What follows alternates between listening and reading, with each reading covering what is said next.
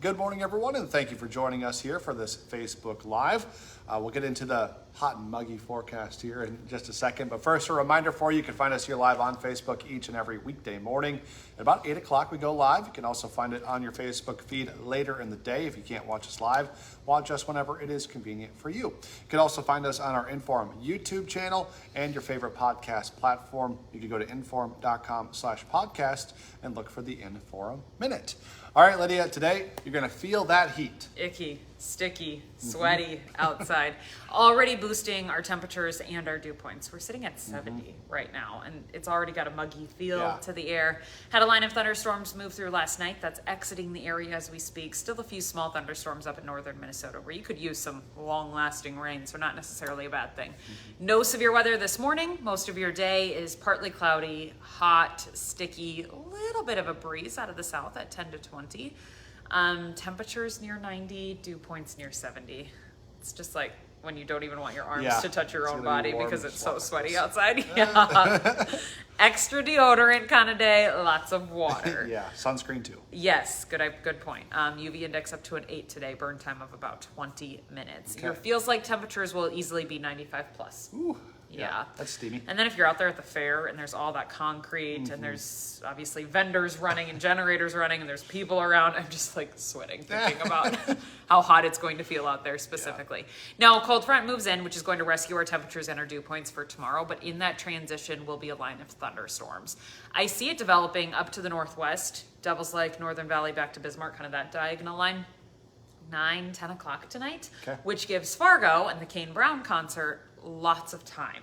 I see no thunderstorms. I mean, we could bubble something up in the heat of the day just with how hot and how sticky it is, but that main line of thunderstorms is going to stay up to the northwest through concert time.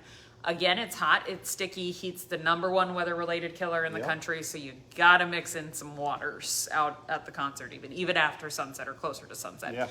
Thunderstorm line starts to move in from the northwest, drops down to the southeast. Fargo's kind of in a spot where we could get a storm or we could not. Focus is more up to the north. If any of those cells become severe, it would be overnight, and it would be hail 1 to maybe 2 inches and wind gusts near 60. So no tornado risk with this, just some hailers, basically. I would park the car inside if you can before bed tonight.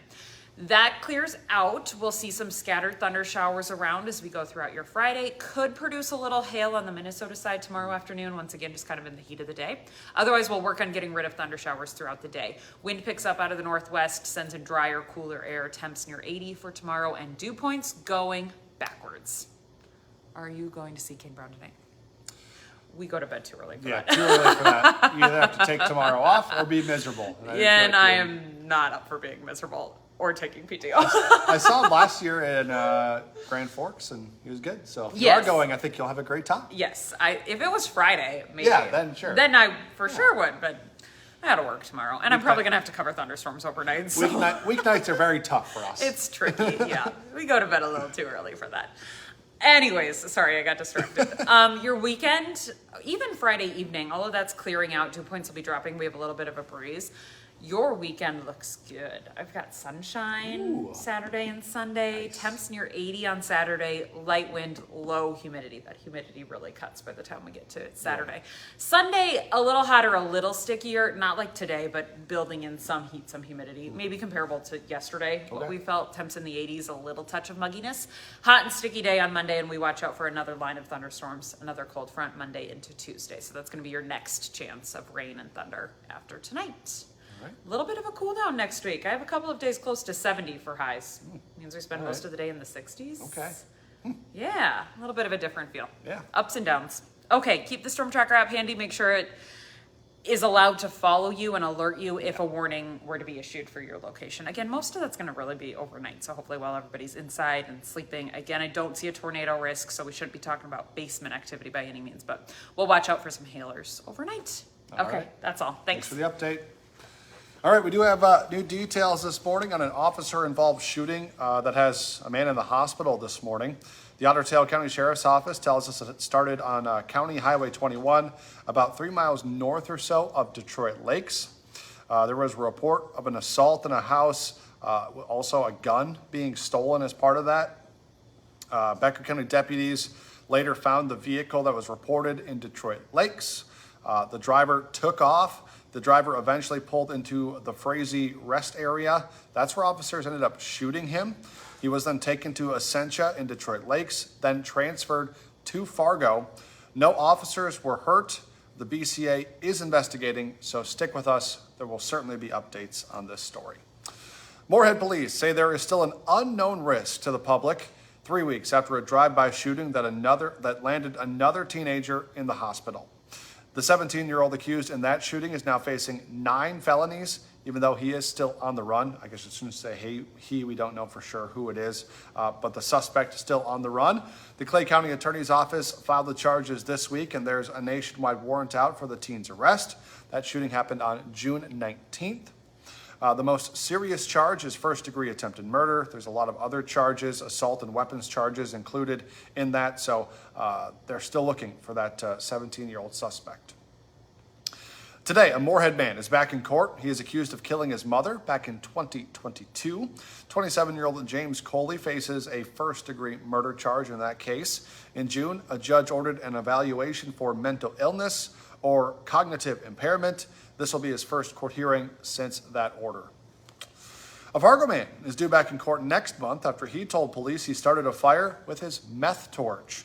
47-year-old Larry Desjardins made his first court appearance on Wednesday. He is currently in the Cass County Jail. He was arrested on Monday morning after a fire just off of Main Avenue near downtown Fargo. Thankfully, nobody was hurt. However, that fire did cause about $70,000 in damage. All right, we already talked about this a little bit, but tonight is that Kane Brown concert at the Red River Valley Fair. Brown is a country singer, of course. He's got a lot of great songs. We did check for you this morning. There are still tickets available. So if you were holding off because you were concerned about the weather, Lydia says concert time should be all right. You know, never know, something could happen, but as of right now, sounds like things are going to be good. So if you want to go, there are tickets still available for the Kane Brown concert tonight. That starts at 8 o'clock. It's also Senior Day at the fair today. Anyone 55 or older will get admission for free with a valid ID, plus free bingo from 2 to 4 this afternoon. So that sounds like fun. All right, for the next 5 days, you can help with a worthy cause by picking up a bag of cherries. The 43rd annual Cherries for Charity event now underway across all 8 Fargo-Moorhead Hornbachers locations. For every pound of cherries sold, 25 cents will be donated to the Rape and Abuse Crisis Center and the YWCA of Cass Clay. Those funds will help support survivors of domestic violence and homelessness living right here in our community. Today on Hot Mic with Dom Izzo, NDSU Athletic Director Matt Larson joins the show with Dom at 9:30 to discuss the next steps for the Bison after opting into the House settlement. Hot Mic is live from 9 to 11 on WDAY Extra and on Inforum.com. Don't forget, for just 99 cents a month for your first 3 months, get an all-access pass to our website, Inforum.com. Just go to Inforum.com/subscribe to get that deal. And be sure to join us for the rest of our newscast today for the latest updates on news and weather headlines. Our next one's at 11, then 4, 5, 6, 9, and 10.